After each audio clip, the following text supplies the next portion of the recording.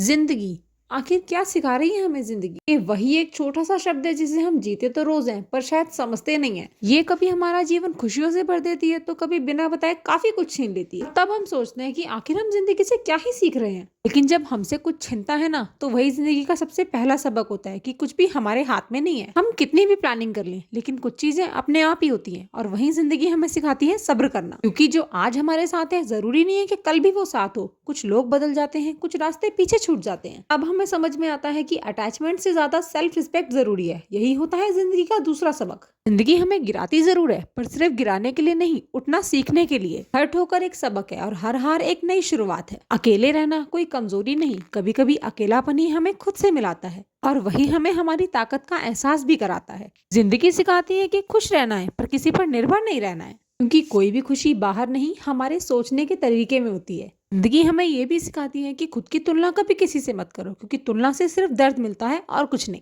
हर इंसान की जर्नी, हर इंसान का टाइम अलग होता है। जिंदगी हमें यही सिखाती है कि बोलने से ज्यादा सीखना जरूरी है। एक सबक ये भी है कि पैसा जरूरी है पर सुकून ज्यादा जरूरी है।